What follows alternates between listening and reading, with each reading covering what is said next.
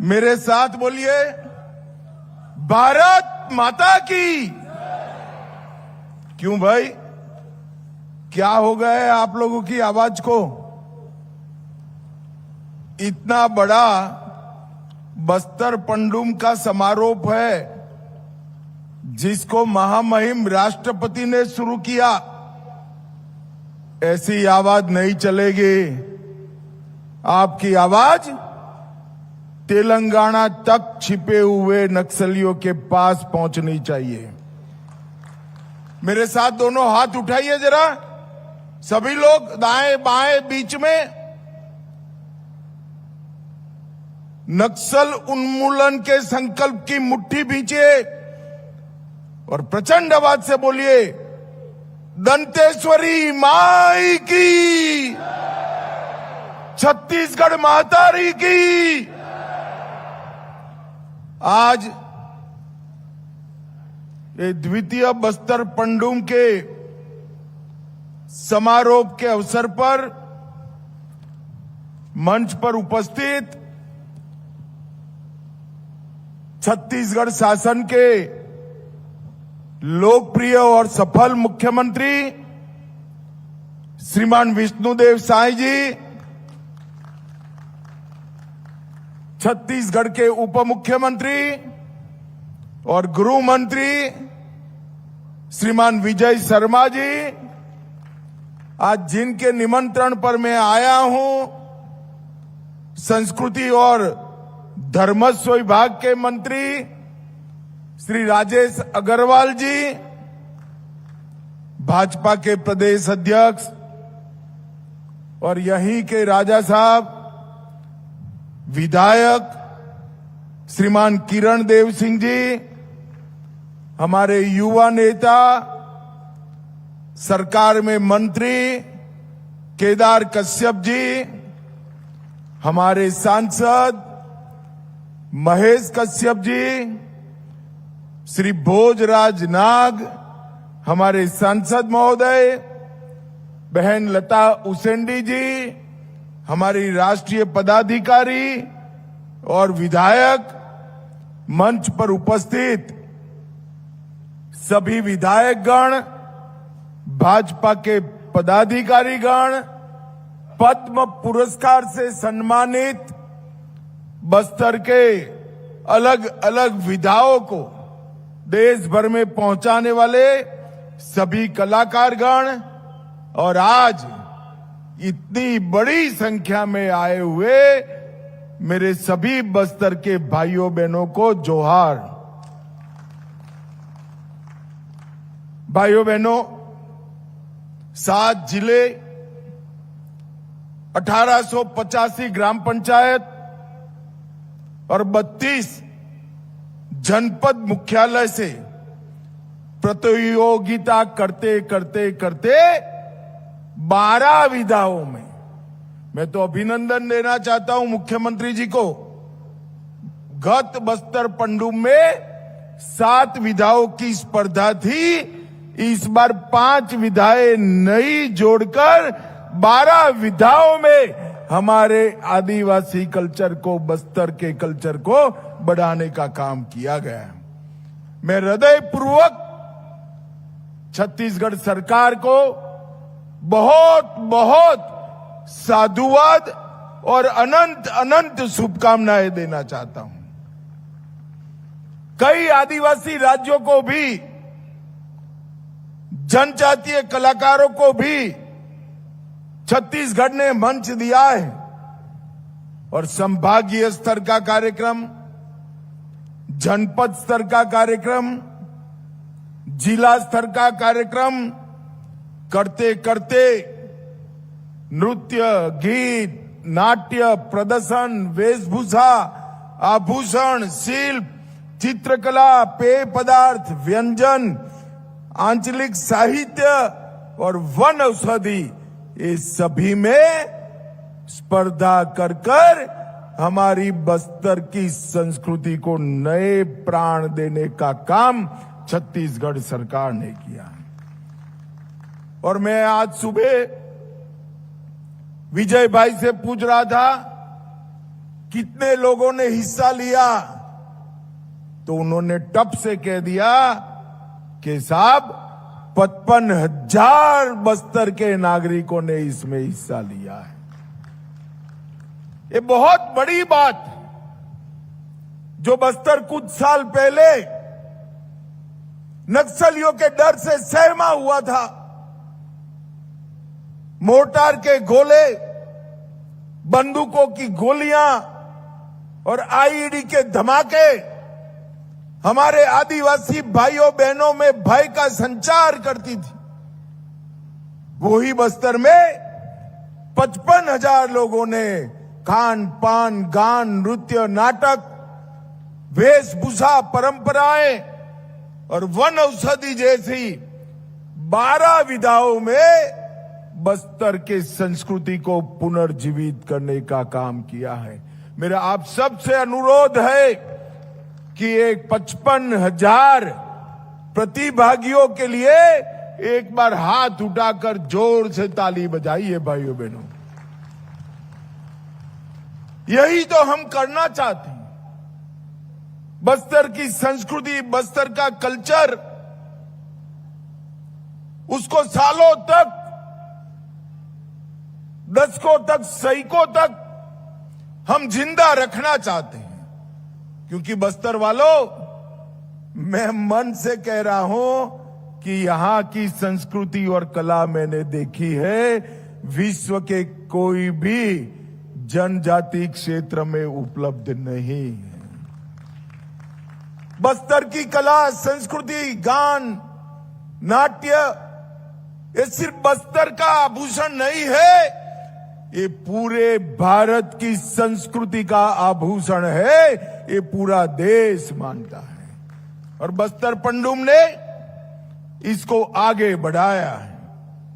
दंतेवाड़ा वालों को विशेष बधाई, क्योंकि 55,000 कलाकारों में सबसे ज्यादा हिस्सा हमारे दंतेवाड़ा जिले ने लिया है। उनके लिए भी एक बार ताली बजा दीजिए भाई।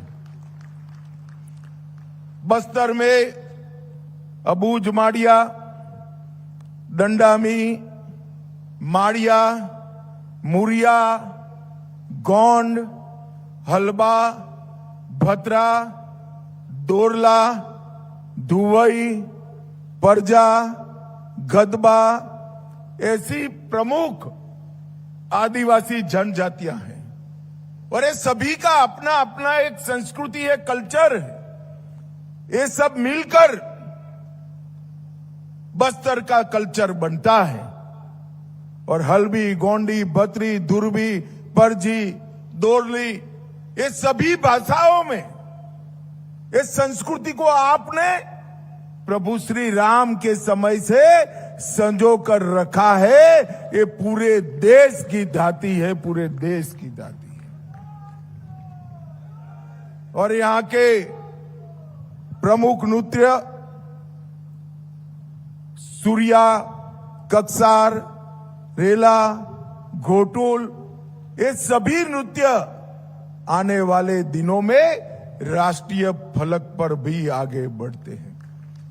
जब राष्ट्रपति महोदया यहां पर उद्घाटन करने आई, मैंने उनका धन्यवाद करने के लिए फोन किया था और साथ में एक विनंती भी कर डाली कि 12 के 12 विधाओं में जो 1, 2 और 3 नंबर पर आए हैं, उसको आप अपने घर पर भोजन पे बुलाइए। उन्होंने मुझे हाँ बोल दिया है। तो बस्तर पंडुम के 12 विधाओं के पहले, दूसरे और तीसरे नंबर के प्रतिभागी देश के राष्ट्रपति भवन में अपने कल्चर का प्रदर्शन करेंगे। देश और दुनिया का पूरा मीडिया वहां होगा। त्योहार बस्तर का प्राण है। विजय भाई ने अनेक प्रकार के पंडुमों का वर्णन कर दिया। हम प्रकृति का धन्यवाद करने वाले, प्रकृति को पूजने वाले लोग हैं और हमारे प्रधानमंत्री नरेंद्र मोदी जी का भी लक्ष्य है कि बस्तर की संस्कृति को देश और दुनिया के सामने उसको पहुंचाना चाहिए। बस्तर की पहचान बारूद नहीं हो सकती। बस्तर की पहचान यहां की संस्कृति और यहां का विरासत हो सकता है। मोदी जी ने जनजातीय नायकों को हृदय से सम्मान देने का काम किया। मोदी जी का स्पष्ट मानना है कि इतिहास केवल वो नहीं होता जो किताबों में लिखा हुआ है, इतिहास वो होता है जो जनमानस में स्मृतियों में जीवित रहता है। और हमारे जनजाति के नायकों को और हमारे स्वतंत्र सेनानी आज भी सभी जनजाति जनता के मन में जीवित है। और उसका सम्मान करने के लिए ही भगवान बिरसा मुंडा की जयंती को उन्होंने जनजाति गौरव दिवस के रूप में पूरे देश में मनाने का काम किया। और जब भगवान बिरसा मुंडा के 150वीं जयंती वर्ष आया, तब पूरे वर्ष को जनजातीय गौरव वर्ष के रूप में मनाया। आदि महोत्सव उसकी शुरुआत की जनजातीय शिल्प, संस्कृति, भोजन और वन उपजों का वाणिज्यिक उपयोग उसको उन्होंने नरेंद्र मोदी जी ने बढ़ावा दिया।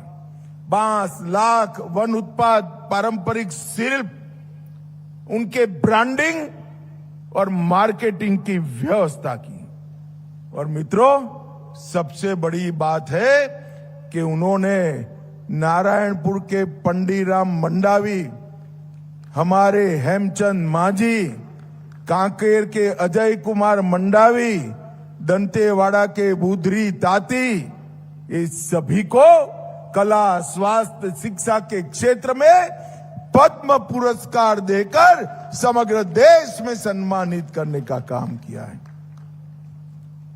मोदी जी ने 700 से अधिक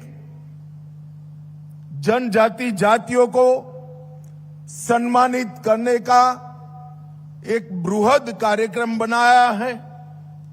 ट्राइबल म्यूजियम 200 करोड़ के खर्चे से उन्होंने शुरू करवाया, जिसमें सभी जनजातीय अलग अलग जातियों के नेता जो आजादी की लड़ाई लड़े, उनकी स्मृति को संजोने के काम किया है। मित्रों, अभी अभी विजय जी कह रहे थे कि हम नक्सलवाद के विरुद्ध लड़ाई लड़ रहे हैं। मैं तो आज भी कहना चाहता हूं, हम किसी के साथ लड़ाई लड़ना नहीं चाहते। हमारी लड़ाई तो है आदिवासी गांवों की सुरक्षा करने की। ये जब आईडी लगाते हैं, क्या उनको मालूम नहीं है जनजातीय किसान का उस पर पैर पड़ेगा और वो हमेशा के लिए दिव्यांग हो जाएगा? उनको मालूम नहीं है कोई निर्दोष बच्ची इससे उड़ जाएगी? कहां से इतनी निर्दयता लेकर आए हो? मैं आज फिर से एक बार, कई बार कर आया हूं, मगर आज फिर से एक बार कहता हूं कि अभी भी जो बचे कुछे लोग हैं वो हथियार डाल दे। सरकार आपकी सभी प्रकार की चिंता करेगी, सम्मान के साथ आपका पुनर्वसन किया जाए। कल ही मैंने छत्तीसगढ़ के पुनर्वसन पैकेज को ध्यान से देखा है। मैं मुख्यमंत्री जी और उप मुख्यमंत्री जी को बधाई देना चाहता हूं। इतना आकर्षक पुनर्वसन पैकेज कभी नहीं हो सकता। और मुझे तो चिंता है, अभी जो बचे कुछ नक्सली है, उनमें हमारी ट्राइबल बच्चियां हैं। मैं सभी को अपील करना चाहता हूं, कम से कम ये बच्चियों को एक बार पुनर्वसन के लिए भेज दो। उनका पूरा जीवन बाकी है, पूरा जीवन बाकी है। मगर मैं ये भी कहना चाहता हूं कि 2500 लोग से ज्यादा जो सरेंडर हुए हैं, उनको कोई आंच नहीं आने वाली। मगर जो आदिवासी गांव में गोली चलाएंगे, आईडी लगाएंगे, खेतों में, रोड पर, स्कूलों को जलाएंगे, मोबाइल टावर बंद कर देंगे, अस्पताल जला देंगे, उनको भी कहना चाहता हूं कि आप बख्शे नहीं जाओगे। हाथ में हथियार है तो उसका जवाब हथियार से दिया जाए। भाइयों बहनों, माओवाद ने किसी का भला नहीं किया। कोलंबिया हो, पेरू हो, कंबोडिया हो, हर जगह माओवाद ने विनाश और तबाही ही बिखेरी है, किसी का कल्याण नहीं करा। आज हमारा बस्तर एक बेहतरीन ब्रांड के रूप में पूरे देश के सामने उपस कर चमक कर आ रहा है। अभी अभी कई ऐसे स्कूल हैं जो 40-40 साल से बंद कर दिए गए। ये सारे स्कूल छत्तीसगढ़ शासन ने खोले हैं। मैं हमारे आदिवासी भाइयों बहनों को पूछना चाहता हूं, ये स्कूल बंद कर नक्सलियों ने किसका भला करा? हमारी नई पीढ़ी अक्षर ज्ञान से वंचित रह गई। 30 साल तक आपने गांव के स्कूल बंद करे, कितने ज्यादा निरक्षरों की फौज खड़ी करी। मगर मैं आज बस्तर वालों को कहकर जाता हूं, मेरा वादा है और साथ में संकल्प भी है, देश के सभी जनजातीय संभागों में मेरा बस्तर 5 साल में सबसे विकसित संभाग बन जाएगा। सारे पीएचसी, सीएचसी अस्पताल जो बंद पड़े हैं वो चालू करेंगे, स्कूलों को चालू करेंगे, हायर सेकेंडरी और कॉलेजों को बनाएंगे। हर गांव में पोस्ट ऑफिस खुल रही है,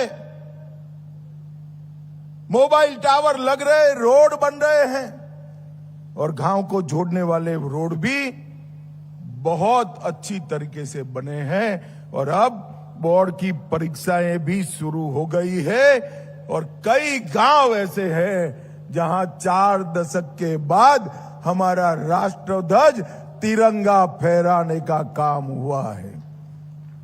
भाइयों बहनों, नीलारनार, नियत नीलारनार ये गांव का कल्याण का रास्ता है। हमने एक रोड मैप बनाया है।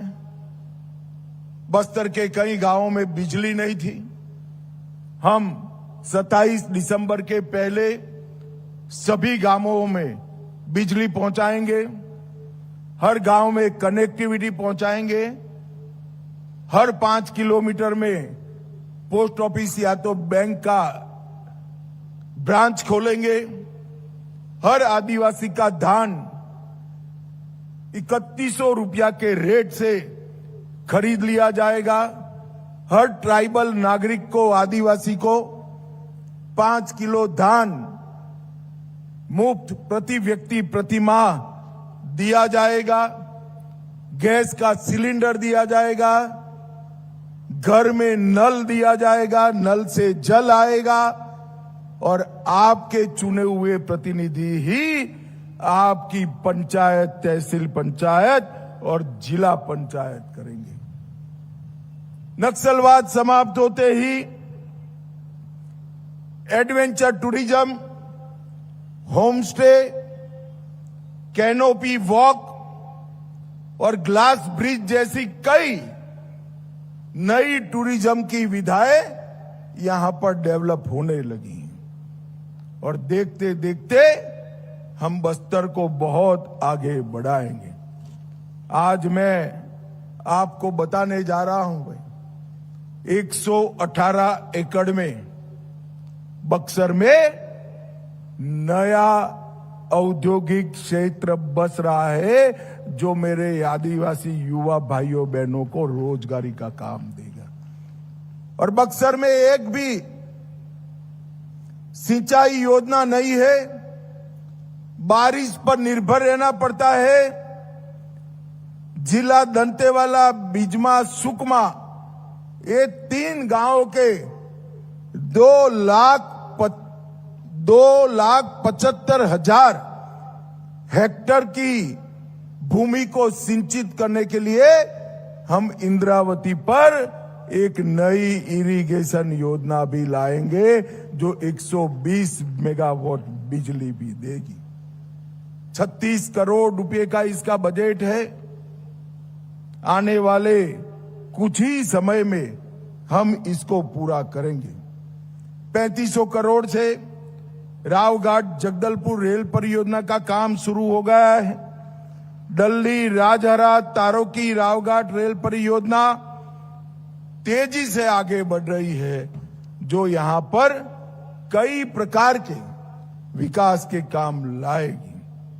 नदी जोड़ो परियोजना को भी हम आगे बढ़ा रहे हैं और 90,000 से अधिक युवाओं को विभिन्न व्यवसायों का परीक्षण देने का काम भी आगे बढ़ रहा है। भाइयों बहनों, मैं 2019 में इस देश का गृह मंत्री बना, तब भी 2 बार प्रचार में यहां आया था। पार्टी का अध्यक्ष था, तब भी आया था। मगर आज मैं आता हूं तो रोड पर हंसते खेलते लोग होते हैं, कोई कर्फ्यू जैसा वातावरण नहीं होता और रात को गांव में सांस्कृतिक नृत्यों की झलक सुनाई पड़ती। ये बहुत बड़ा परिवर्तन हमारे बस्तर के लिए हुआ है। आज हम बस्तर पंडूम को ज्यादा बढ़ाने की सोच रहे हैं। बस्तर ओलंपिक को बढ़ा चुके हैं। आदिवासी युवा खेल और संस्कृति के बगैर भला कैसे जी सकता है। आज बहुत सारे युवा पीछे खड़े हैं। मैं यहां से सीधा कलाकार पीछे खड़े हैं, उनको मिलने जा रहा हूं।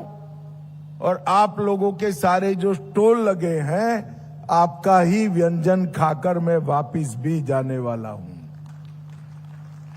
आज मैं अंत में इतना ही कहना चाहता हूं कि राष्ट्रपति महोदय ने यहां पधार कर बस्तर पंडूम का उद्घाटन कर बस्तर पंडूम का महत्व बढ़ाया है और उन्होंने सारे 12 विधाओं के 1 नंबर, 2 नंबर, 3 नंबर की टीमों को बुलाकर राष्ट्रपति भवन में उनकी कलाएं भी देखेंगी और उनके साथ भोजन का भी कार्यक्रम होगा। ये बहुत बड़ा सम्मान का विषय है।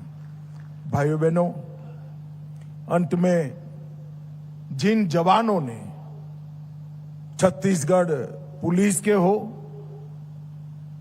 डीआरजी के हो, सीआरपीएफ के हो, आईटीबीपी के हो, बीएसएफ के हो, इन्होंने एक मजबूत लड़ाई नक्सलवाद के खिलाफ निर्णायक लड़ाई लड़ी है। कई लोगों की जान गई है, कई लोग हमेशा के लिए अपना कोई अंग गवा बैठे।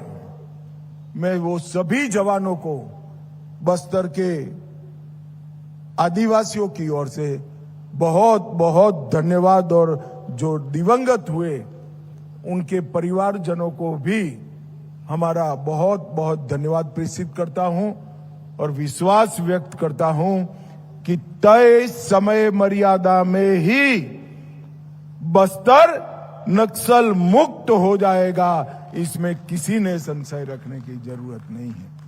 मैं दंतेश्वरी मां का जयकारा लगाऊंगा। मेरे साथ दोनों हाथ उठाकर प्रचंडवाद से माई का जयकारा लगाएंगे। मेरे साथ बोलिए, दंतेश्वरी माई की, दंतेश्वरी माई की। वंदे वंदे वंदे।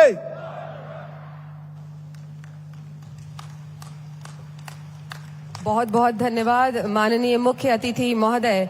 आपके संबोधन के एक एक शब्द ने हम सभी के दिलों में ऊर्जा का। तो देखिए, बस्तर की संस्कृति को विश्व पटल पर पहुंचाना है। सुन रहे थे आप गृह मंत्री अमित शाह को। साथ ही साथ उन्होंने नक्सलवाद को लेकर जिस तरीके से पूरी जानकारी दी कि अब तक किस तरीके से काम हुआ है और आने वाले दिनों में कितनी तस्वीर बदलेगी, और एक बार फिर से वही बात दोहराई कि जो तय डेडलाइन है और उससे पहले ही पूरी तरीके से नक्सलवाद का सफाया कर दिया जाएगा। गृह मंत्री अमित शाह को आप सुन रहे थे। नक्सलवाद पर उन्होंने बताया कि किस तरीके से बड़े ऑपरेशंस चलाए गए और उन ऑपरेशंस को सफलतापूर्वक अंजाम दिया गया, और जिस तरीके से उन ऑपरेशंस को अंजाम दिया गया, उन ऑपरेशंस में जो शहीद हुए जवान हैं उनको भी उन्होंने श्रद्धांजलि दी और उन परिवारों का धन्यवाद भी किया जिनके अपने इस ऑपरेशंस के जरिए जिन जवानों ने अपनी जिंदगी गंवा दी है। वही नक्सलवाद को लेकर फिर से एक बार वही बात उन्होंने दोहराई कि जो बाकी बचे कुछ नक्सली हैं या तो सरेंडर करके जो प्रदेश सरकार की जो नीति है, जो योजनाएं हैं उनका लाभ उठाएं, नहीं तो क्या अंजाम उनका होगा ये भी सभी को पता है। जिस तरीके से बड़े ऑपरेशंस के जरिए नक्सलियों को मार गिराया जा रहा है, बड़ी सफलता इन ऑपरेशंस को मिली है, और जो सरकार की जो योजनाएं हैं उनका लाभ उठाते हुए उन जो मुख्य धारा है उसमें लौट रहे हैं वो नक्सली जिन्होंने सरेंडर किया है, बड़े नक्सली। और अब जो कुछ बचे कुछ ऐसे इलाके हैं जहां पर नक्सली अभी भी थोड़े बहुत सक्रिय हैं, वहां पर भी बड़े ऑपरेशंस की तैयारी है। और ये जो अंतिम 50 दिनों की एक रणनीति बनाई गई है, इस दौरान जो बैठक उन्होंने की थी, खासतौर से दूसरे दिन, आज तीसरा दिन है गृह मंत्री अमित शाह का छत्तीसगढ़ में, और जो दूसरा दिन था उन्होंने बैठक की तमाम बड़े अफसरों के साथ, सुरक्षा अधिकारियों के साथ जो इस बैठक में शामिल हुए कि किस तरीके से आने वाले जो 50 दिन का जो रणनीति है उस पर काम किया जाएगा, और जो आखिरी प्रहार है नक्सलियों पर वो किया जाएगा ताकि नक्सलवाद को जड़ से ही खत्म किया जा सके। तो नक्सलवादी बख्शे नहीं जाएंगे। गृह मंत्री ने एक बार फिर से अपनी बात को दोहराया और उन्होंने कहा कि जिस तरीके से नक्सलियों का सफाया हो रहा है और बस्तर में विकास हो रहा है, बस्तर की तस्वीर बदल रही है, आने वाले दिनों में वो और बेहतरीन होगी और खूबसूरत होगी, और यहाँ के लोगों को कई ऐसे लाभ मिलेंगे जिनसे वो अब तक वंचित थे।